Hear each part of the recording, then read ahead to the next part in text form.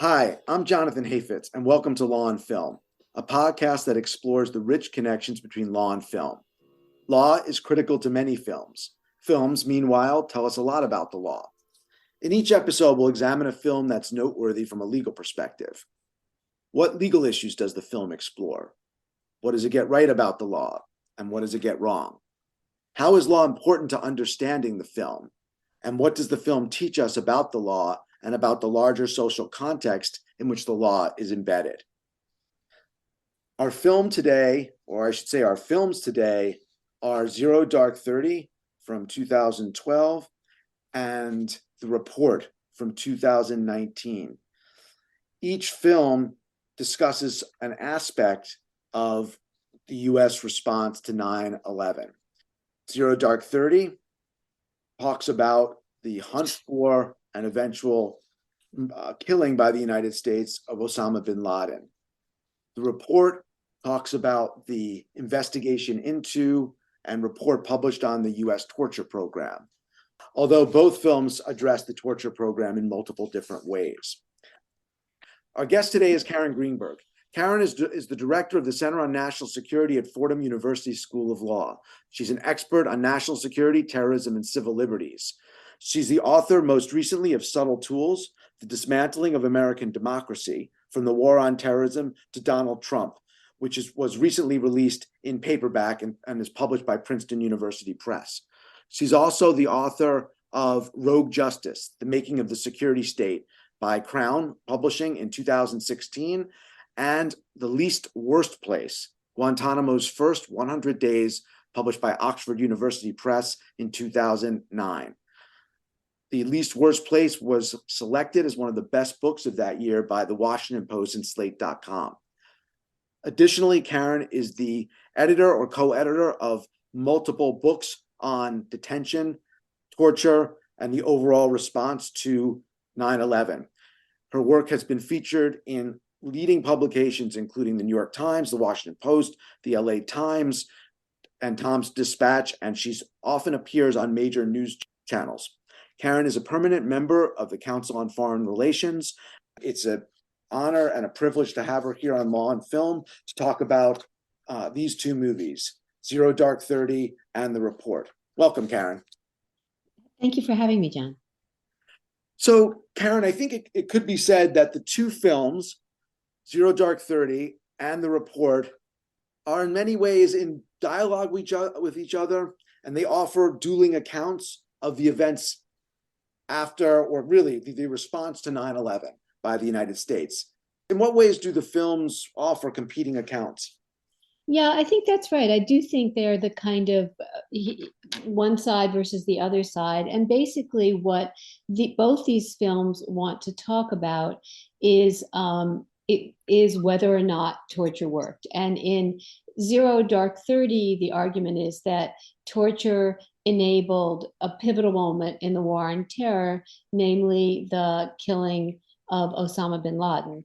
And the argument is that it was information that came out during sessions with using these enhanced interrogation techniques by which the United States learned of the whereabouts of bin Laden, notably by tracking a courier. So that's what Zero Dark 30 argues, which is essentially to say, yes, this was really an important thing that was important and promoted national security interests, and not just an important technique, but perhaps an essential technique. The report comes in on the other side many years later and argues that and follows the release of the Senate Select Intelligence Committee, which Dianne Feinstein headed, and a multi-year investigation into what actually happened in the rendition, detention, and interrogation program and what happened at those Black sites. And going through millions, I think, pages of documents to sort of come up with the narrative. The narrative they provide is that, in fact, torture did not work, by which they mean that there was no essential national security aim satisfied by this program. And so each one of them sort of solidifies the arguments, personalities, agencies around the discussion of should the country, what do we think about this program that the United States mounted in the wake of the attacks of 9/11? And so it sort of solidifies the debate for you by watching these two films. So, that's essentially how they try to debate one another.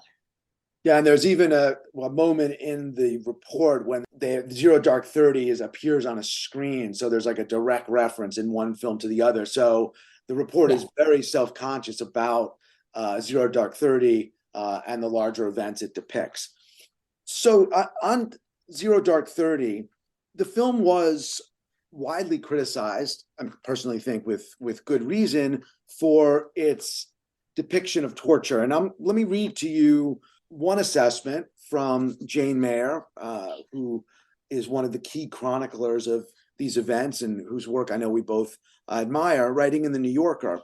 And what Jane says about Zero Dark 30 is the following: it doesn't capture the complexity of the debate about America's brutal detention program. It doesn't include a single scene in which torture is questioned, even though the Bush years were racked by internal strife over just that issue. Again, not just among human rights and civil liberties lawyers, but inside the FBI, the military, the Justice Department, and the CIA itself, which eventually abandoned waterboarding because it feared, correctly, that the act constituted a war crime. None of this ethical drama seems to interest the film's director, Kathryn Bigelow. I think that's fair. I think that I think there are a couple of things going on. I mean, this film is made much earlier in the evolution of the United States understanding the response to the war on terror. I think it is very much in the wants to make the claim to dramatize how these enhanced interrogation techniques, these torture techniques, led to bin Laden. But I think it's a mindset. It's more like a documentary in some ways to me, and a documentary not about the story she's telling, because much of it is factually not correct, but a documentary in terms of revealing a mindset, which felt that, why would we need to question the ethical, legal, and other aspects of this? This was about keeping the country safe. And a lot of ways, that is the erroneous course that the country went on, beginning immediately after 9/11 and continuing for many years. And so I think that I think that that's how we need to understand this film, which is as an illustration of a sort of mindset that was not open to debate, that was not open to restraint, and that was not open to, well, let's talk here about actually domestic, international, and in some cases military law. It wasn't on the table. And it does, as you suggest, I think, come down on the side of torture working. There's a quote from Dan, the interrogator from Zero Dark 30, not the Daniel Jones who we'll talk about, who's the investigator in the report, but Dan saying essentially that everyone breaks. It's biology. And so I guess the way torture is depicted is as a necessary or part or byproduct of the overriding response to 9/11 and search for bin Laden. Yeah, and look, when you're a country like the United States that's been attacked in this way, it shows a sort of failure of the techniques of sharing information, of understanding, of knowing what the threats are, and you kind of see this as a way, the reliance on these techniques and this brutality as a way of not trusting traditional means of going about things, which would be forms of interrogation that were lawful. And there was just a panic and a willingness to throw away so many of the more cherished laws that had defined the country prior to that. Yeah, and the central character, Amaya, who's played by Jessica Chastain, is, I think, a composite, but modeled, at least in good part, on a real-life person, a former CIA agent, Alfreda Francis Bikowski, who became chief of the bin Laden station, or Alex station, which was a standalone unit dedicated to tracking bin Laden. Well, the real life Maya Bukoski has been dubbed by Jane Mayer as the unidentified queen of torture, who was responsible for the rendition not only of suspected terrorists like KSM, but other individuals like Khalid al-Masri and Maher Arar, who were swept up in the secret detention, rendition, interrogation process on flawed evidence and were effectively innocent victims of the torture program. So what do you make of the Maya character, who's really the window in which we see the events of Zero Dark 30 playing out? It's so interesting because yes, it's supposed to be Alfreda Bukowski, as you said, who later married Michael Scheuer, formerly head of the CIA division tasked with tracking Osama bin Laden. But she's actually, they say that she's also a composite, and I think it's valuable to view her in some ways as a composite of a lot of different people or attitudes, one of which is that they show her throughout Zero Dark 30 sort of looking a little suspiciously or awry at, or even abashedly at the techniques that are being performed in front of her eyes as she watches these brutal interrogations take place. And then sort of her commitment to whatever it takes to get bin Laden. Do you think that's a fair assessment of how we see her character in the film? Yeah, I do. I mean, I think there are moments like the former moments that you point to where she's looking a little bit suspicious, hesitant about the techniques. And I think, and at the end of the film, after bin Laden's killed, so hardly a spoiler alert, she shed some tears, right?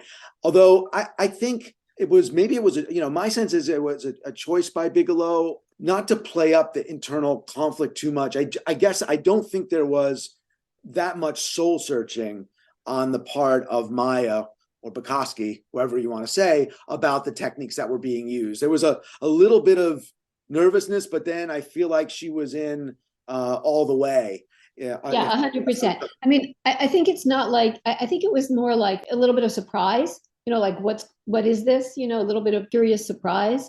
But then again, this film is about the effectiveness, or so it claims, of torture and the ultimate goal of finding and killing bin Laden. Right. I think that's right. And everything is subsumed to that. And I mean, I think unfortunately they don't really do justice to the torture issue, and indeed, I think misrepresented in a lot of ways. One of the other storylines of Zero Dark 30, which I think is an important one, is the way that the bin Laden unit had become almost marginalized or deprioritized over time. There's the CIA station chief, who's played by Kyle Chandler, says, in response to Maya and her questions about, or her demands to follow up and track down bin Laden, quote, he says, "I don't care about bin Laden. I care about the next attack." And so there's an interesting dynamic here about where the kind of what arguably should have been the main focus of the post 9/11 response, tracking down the leader of Al-Qaeda, kind of falls by the wayside as the larger bureaucracy of the war on terror is ramped up. Right. And again, I think that goes to the earlier point about, the tremendous shock to sort of the national security system about the fact that 9/11 ever happened. And so the idea of preventing further attacks becomes, the sort of focal point, not just of the Central Intelligence Agency, but also of the FBI and of the national security apparatus writ large as it continues to grow, justified by the idea of preventing another attack after 9/11. Right. But within the FBI, there was certainly significant opposition to the techniques. People well, like Ali Soufan, would have said, that's our goal too, but you're going about it the wrong way. And yeah. No, I'm not. What I meant was, the focusing on preventing another attack, right? Which is one thing, and you're right. So the interrogations often are about, what's the next attack. And that was one of the reasons given for many of those detained and taken to the CIA black sites, where reports would say, look, they know what the next attack is going to be. They know where people are hiding that have the means and the desire to cause the United States harm. So to your point, it very much is about intelligence collecting about the future as well as finding bin Laden. And so in a sense, Maya becomes the sort of person who has this kind of keeps this goal of finding bin Laden and tries to bring, keep it to the forefront and not allow it to get lost, that she almost is set in a little bit in opposition to larger bureaucracy, the overall priorities of the Central Intelligence Agency and other government actors. And she's the one who, so to speak, keeps her eye on the prize. One interesting thing, if we think about Zero Dark 30, it was released in 2012. So it's 1 year after the US killed bin Laden in 2011.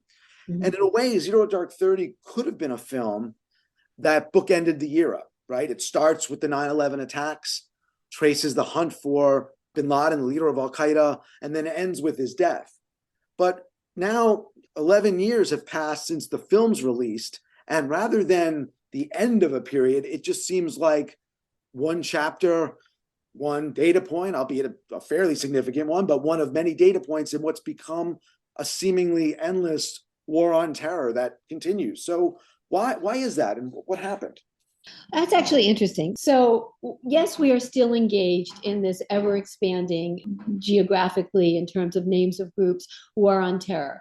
But it is a different war on terror than we had in the immediate aftermath of 9/11, when the events of Zero Dark 30 are taking place. And so let me just explain a little, which is that the focus of United States policy after 9/11 was, yes, bin Laden, al-Qaeda, those who supported them. And over time, it really has changed. And the removal of bin Laden actually was important. And it's also the sort of weakening of al-Qaeda, which after bin Laden didn't have a central point, a central figure. And many writers have argued recently and documented how much bin Laden really was so isolated prior to that anyway, that the sort of centrality of al-Qaeda, the hierarchical style of structure of al-Qaeda had changed over the years. But the most important thing that's happened about al-Qaeda over the years is that it has returned to sort of very locally focused agendas. And I mean al-Qaeda and its offshoots. I mean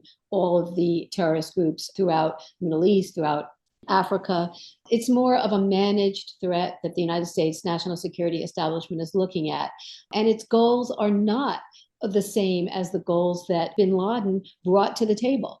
Bin Laden wanted this to be an attack on the West. Bin Laden wanted to change the local focus of terrorist groups at the time to these, the far enemy rather than the near enemy. And what's happened now is, over the past decade, it has returned to this focus on the near enemy. So there has been a change. And yes, this war and the authorization for war, which you and I have discussed many times, just seems ever expansive and ever not rooted in time. But there has been a shift in terms of what exactly that threat is, how it's perceived, and where its aims for attacks are. That's interesting to hear you discuss that gradual, if sometimes subtle, shift over time.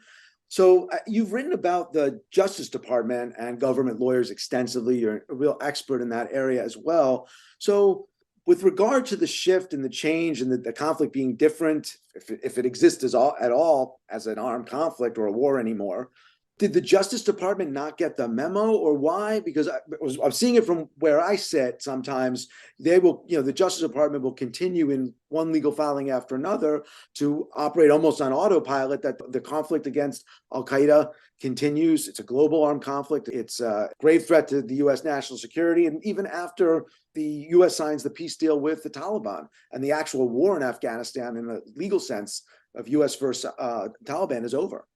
Yeah, I mean, it's so interesting that we can't put a fine point on that and say, look, the war on terror, the post 9/11 war on terror is over.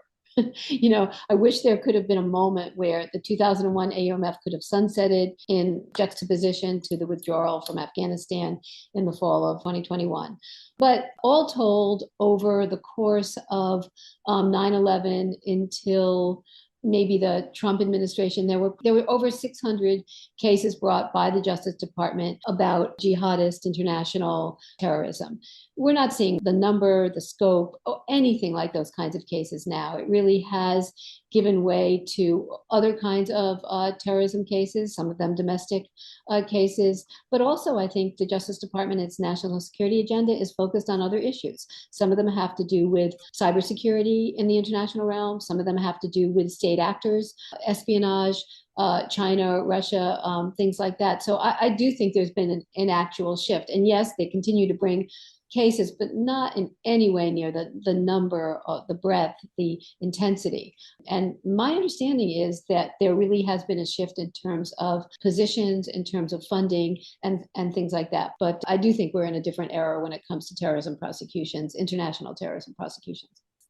Yeah, that makes a lot of sense. I mean, unfortunately, a lot of the relics and the legacies are still there, in particular, the Guantanamo detention center, which figures in both films a little bit in different ways. In Zero Dark 30, Guantanamo is referred to now as a place where detainees have lawyers, and so we can't engage in torture anymore. That tool's been taken away from us.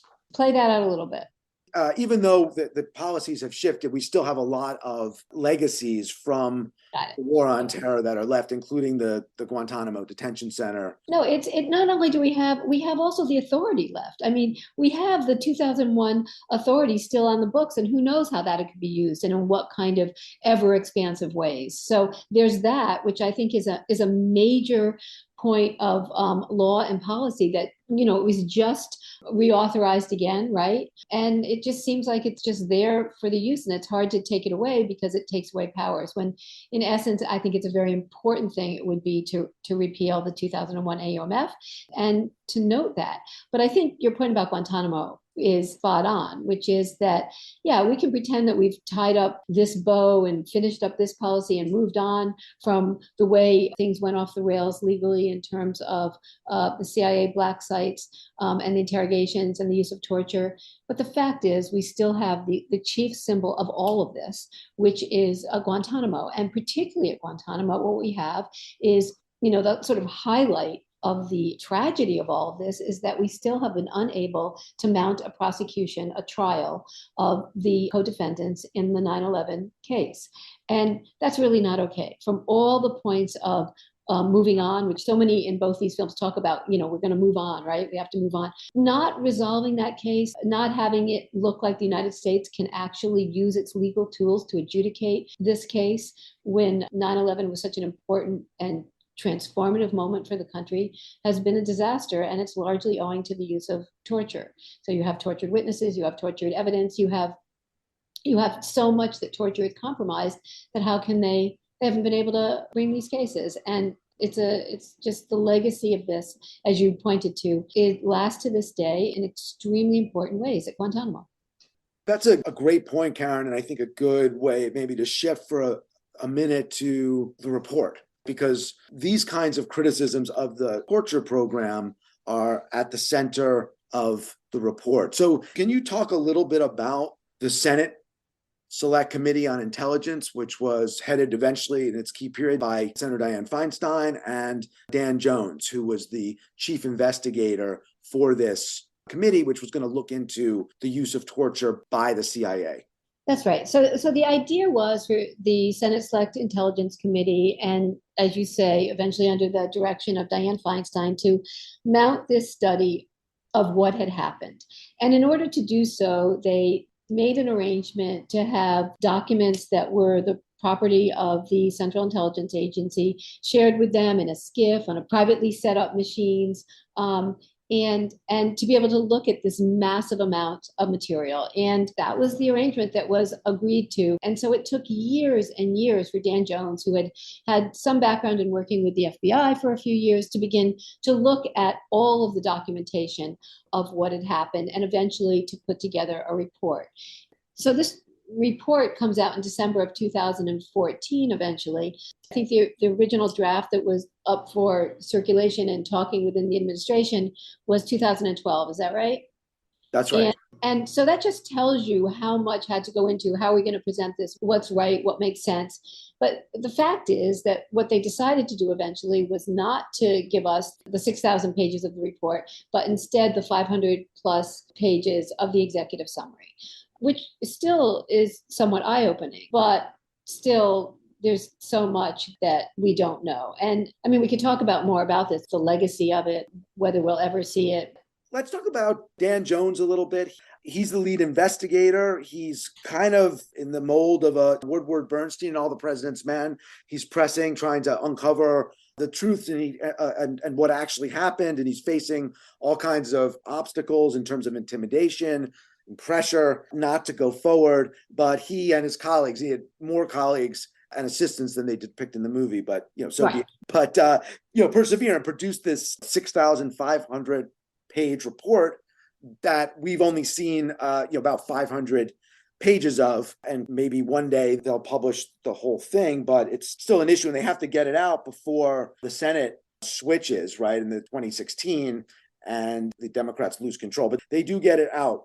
One of the interesting things about film is the role that lawyers play and the view of lawyers. And it's a very different perception of lawyers than in Zero Dark 30. In Zero Dark 30, lawyers are viewed as an obstacle to the CIA engaging in its enhanced interrogation. Whereas in the report, the lawyers or administration lawyers, government lawyers, are viewed as enablers. They're the ones who help and allow the CIA to put this program in operation. So let me play a clip for you from the film. And this is a moment when a senior Office of Legal Counsel lawyer, John Yoo, and the OLC, or Office of Legal Counsel, provides legal advice to the president and the executive agency. So John Yoo, who's earned some notoriety, explains the legality of the program to the CIA General Counsel, John Rizzo, and another CIA attorney played by Michael C. Hall. So here's where we're at. The crime of torture, as described in Section 2340, requires that the defendant, in this case an interrogator, intends to cause severe pain or suffering. But in this case, that's not the interrogator's intent. Right, the intent is to gain intel, save American lives. But John, what if the techniques the interrogator employs do nonetheless cause pain and suffering? How do we deal with that? Well, the key phrase is severe pain or suffering. But 2340 never actually defines the term severe. We found this definition in a Medicare statute. Severe pain or suffering. Acute symptoms that place the individual in serious jeopardy and are hard to endure. Meaning? To constitute torture, the damage done must rise to the level of organ failure, impairment of bodily function, or death. So basically, if someone dies, we're doing it wrong. If the president deemed it necessary to crush the testicles of a child to stop a plane from crashing into a building to save American lives, there is no law or treaty that could stop him. I can make the same argument for gouging out a prisoner's eyes or dousing him with acid. In our opinion, if it provides unique intelligence that saves lives and doesn't cause any lasting harm, then it's legal for the president to order it. What do we mean when we say unique? Intelligence that couldn't have been obtained any other way. Well, there's a lot in here, Karen. So help us unpack what's going on in this colloquy. So there's so much that's sort of contrary to itself that's in there. The first thing is, what the standards they want to create for interpreting what pain and suffering would be, right? What would constitute torture? Let me just say that every time I deal with this and the John Yoo memos, I actually have to go back and read them because it's so hard to believe that these actually were Office of Legal Counsel, Department of Justice generated memos that basically said, contrary to anything your rational mind might tell you, we're going to say that these things do not constitute torture. And the interesting part is where they kind of say, well, we're talking about, organ failure and all of that. It wouldn't, that's the level that it would have to reach. But remember that the heart of what the people who designed the torture program and the techniques, Mitchell and Jessen, that they talked precisely, made very clear language about what they wanted to do. And what they wanted to do was create a state of learned helplessness, which meant that they wanted to so interfere with the stability and strength and coherence of the individuals they were interrogating that they would feel like they had no choice because they were completely had no control over anything anymore. And the only thing they could do was to talk to their interrogators. And so you get what I'm saying? There's sort of a contradiction in what they're willingly putting in place and what the memos are arguing in terms of just how severe was this? Was this actually torture? The other thing you read from here, and this is something we've known forever in following this, is that the idea was to legalize torture.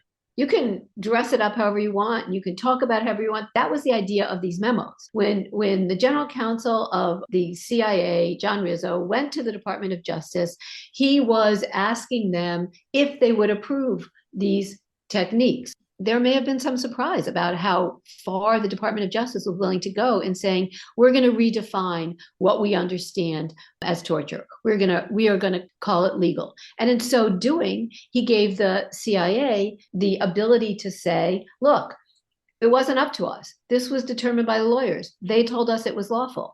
And so on so many levels, these Department of Justice memos were completely destructive, not just in terms of the policy that went out after them, but in terms of what we now know can be done within the secretive quarters of government, and particularly Department of Justice, to abrogate, violate, and redefine the law.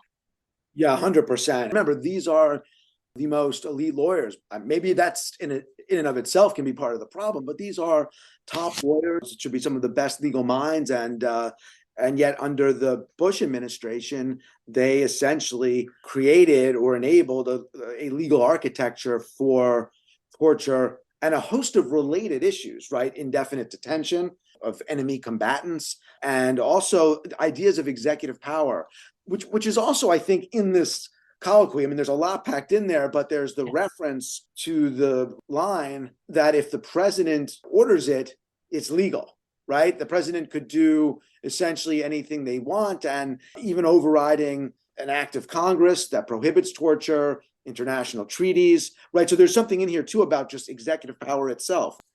The transformation of the presidency after 9/11 has been written about, but there is no way that could be written about enough. It is an extremely important reality.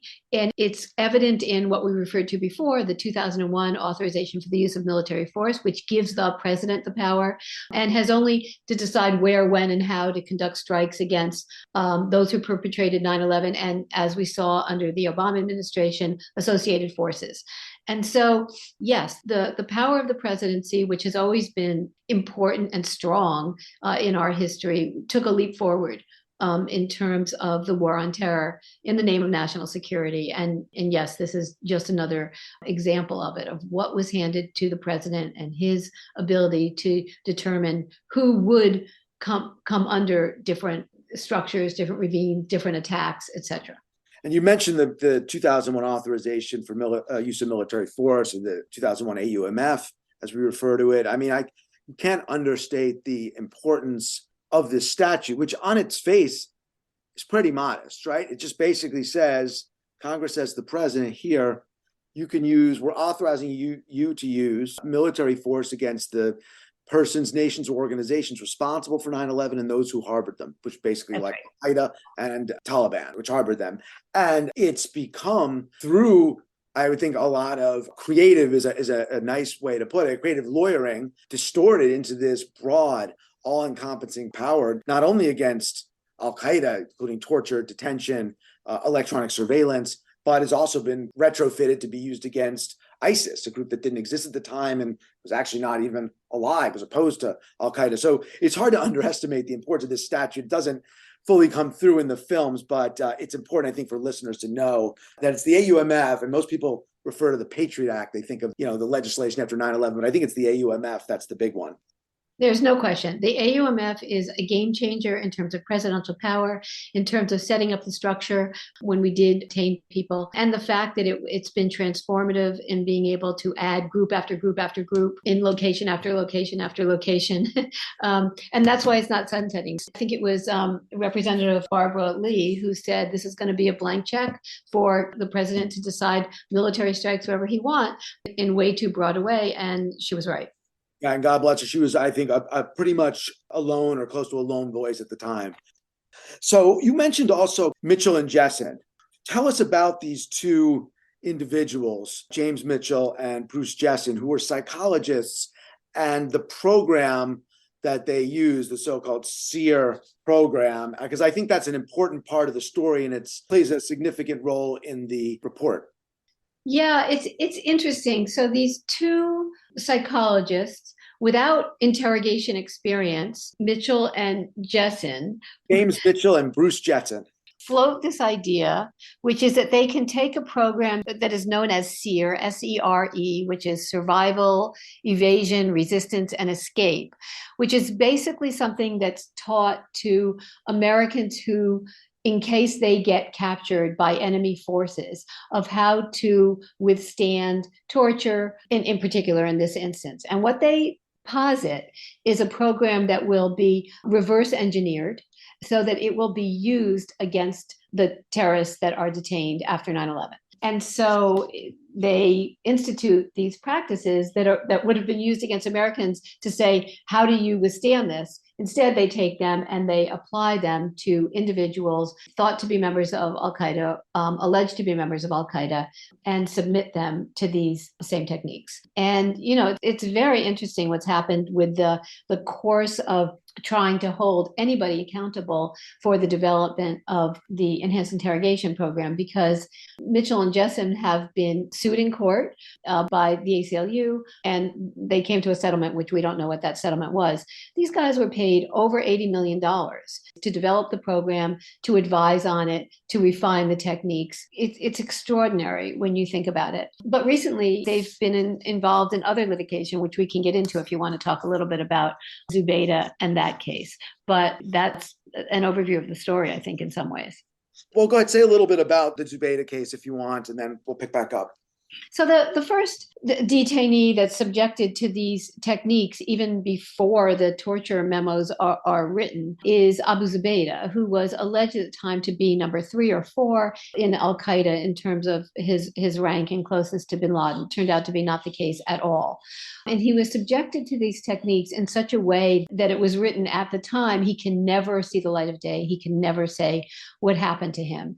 Zubaydah remains at Guantanamo to this day, one of the prisoners who's in the category of forever prisoner, who is not going to be charged, but who also has not been cleared for release, which is an interesting echo of he can never get out and say what he knows, right? That idea, because he's still there. And recently there was a case in the federal courts that went to the Supreme Court, which basically was an attempt for Zubaydah trying to get testimony from Mitchell and Jessen for a case that's going on in Poland, where the Polish government is trying individuals accused of being part of the Polish CIA black site. And the Supreme Court said no, that this is state secrets and this information should not be shared with the Polish authorities. But it just tells you how long the story of Zubaydah is still going on, still being litigated in the court. And I think more importantly about this is that we know the United States tortured individuals. We know that. We know all of the things that it has corrupted, including the ability to try them in court, even in a military commissions that was set up with special procedures so that we could try people outside of normal procedures in Article 3 courts. And what's interesting is that even as we know the story, whether it's from these movies, whether it's from the Senate report, whether it's from testimony in court, whether it's from Supreme Court justices mentioning the word torture when they're talking about the Zubaydah case, or many other places where we've had detainees who are either still at Guantanamo or let out of Guantanamo talk about their experiences, or other films that have actually detailed the stories of individuals at Guantanamo who had been subjected to torture at the black sites or at Guantanamo. We know so much about it, and yet it's considered a story we're not allowed to talk about. It's such a conundrum. I mean, it happened. We know about it. The Supreme Court talked about it. Why is it that we're still trying to keep secret what happened? What is it we don't know? It's a question that only like a mind like Kafka could answer, and maybe that's the only way to actually capture the surreal reality of these things. I'm so glad you brought in Zubaydah, because for 2 reasons. One, because he's plays such a pivotal role in terms of the direction U.S. interrogation takes, right? He's the one, he's initially, when they capture him, the FBI comes in, they start getting information, then the CIA shuts down the FBI interrogation, takes over, and he becomes really the first guinea pig, if you will, in the failed experiment of the torture program. And that's depicted in both films. So I think it's really important to understand Zubaydah, who now, as you say, is in this forever prisoner category. And to quote former President Obama, he is one of those people in this category, which is really a legal fiction, too difficult to try in court, but too dangerous to release. We've never had that category before, but now we do.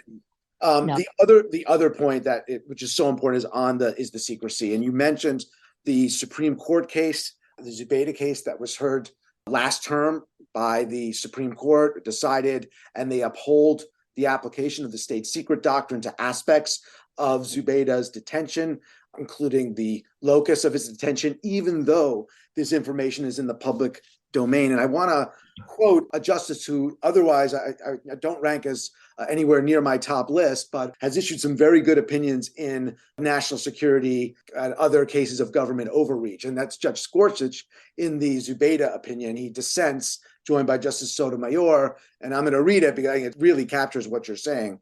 Zubaydah seeks information about his torture at the hands of the CIA. The events in question took place 2 decades ago. They've long been declassified. Reports have been published, books written, and movies made about them. But the government still seeks to have the suit dismissed on the ground that it implicates a state secret, and the court today acquiesces in that request. Ending the suit may shield the government from some further modest measure of embarrassment, but we should not pretend it will safeguard any secret. And so I think that pretty much nails the Zubaydah case and a lot of the secrecy around 9/11. Yeah, it really does say it very clearly and very definitively, I think. I want to move on to what I think is a possible critique of the report. So the film focuses on whether torture works, right? That's sort of the central argument that the film makes, is that torture doesn't work and that it didn't produce valuable intelligence. There's a lot of discussion in the film about the so-called Panetta Review, which was the internal CIA Inspector General report into the program, which kind of contradicted a lot of what they said publicly about how torture worked, and suggested, according to reports, the Panetta Review has never been released, but it suggested that torture, CIA knew torture didn't work. So that's the argument of the report. But are they missing something? I mean, is that argument vulnerable? What if torture did work or did work sometimes? No, I'm so glad you brought this up. So first, let's just discuss did torture work? In numerous accounts, including Ali Soufan's, FBI special agent, right, and others, the information that was gotten both to lead to bin Laden, the courier that went to bin Laden, and other information that was gotten, for example, about Khalid Sheikh Mohammed as the mastermind of 9/11 was, in their words, gotten not through torture, but prior to the CIA's using these techniques in just interrogations in which they sort of established a rapport with the detainee being interrogated. And that's a very persuasive argument. And the information that came out of those conversations and those interrogations seems to have been dispositive, both in terms of getting bin Laden and in terms of identifying Khalid Sheikh Mohammed and others. So that's an important point to follow up on. But the deeper question that you're asking is, so what if it does work? And that, I think, is an extremely important point that people miss. You don't torture people.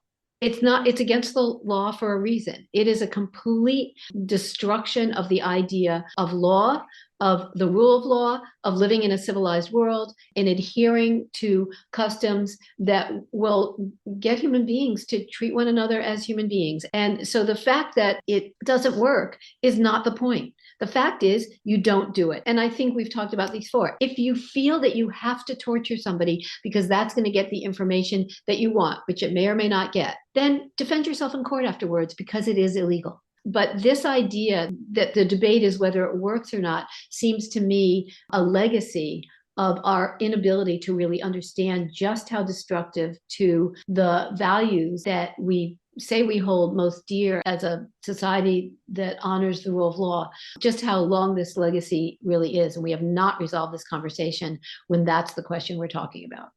I agree completely. And as you said, it's destructive. It has an incredible kind of corrupting effect. And as you mentioned earlier, it is the central reason why the United States has still 20 plus years later not brought the alleged mastermind of 9/11, right? The worst terrorist attack in US history, killed approximately 3,000 people, Khalid Sheikh Mohammed, right? The alleged mastermind has not been brought to justice. And it's because of the original sin of torture. And I mean, to me, that's among the worst legacies of the response to 9/11 is the equivalent of justice jumping the shark.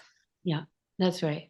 I mean, it's really unfortunate. And one of the things that happened under the Obama administration was the notion, completely understandable, that when it came to issues of torture and those who wrote the memos and those who implemented the policies and those who designed the policies, that given the fragile state of American politics and the tense state of American partisan politics, it was just better to look forward, not backwards. And it's totally understandable. But what we've learned is that when you look forward and not backwards, the past, still continues to haunt you and to affect the present. And so, yes, it would have been incredibly difficult to mount a sort of accountability project for what actually happened and who misstepped and broke the law and at least broke the public confidence in terms of wrongly in the aftermath of the attacks of 9/11. And we never really did that. And it's not about getting punishment or justice or retribution. It's about naming what's right and what's wrong, and letting the country know what happened and which parts of that were wrong. And so it would have been great if we could just put this all behind us, but we can't. It's still with us, not just at Guantanamo, but in terms of knowing that when something this egregious happens, that is against primary laws, constitutional principles, international principles, that it doesn't get addressed. There isn't a narrative. It's kept secret to the extent possible, that in essence, that is destructive, and the destruction continues into the future. You have to wonder whether the political sacrifices that would have had to been made were necessary. And there's a great scene towards the end of the report where John Hamm, who's playing Dennis McDonough, the White House chief of staff for Obama, defends Obama's caution about the report to a group of senators led by Dianne Feinstein, played by Annette Bening, doing a fantastic job. He's saying if we make the report public, and if we push this issue, and he's certainly talking about holding people accountable, what's going to happen to gun control? What's going to happen to healthcare? What's going to happen to immigration reform? How are we going to work with the Republicans on this?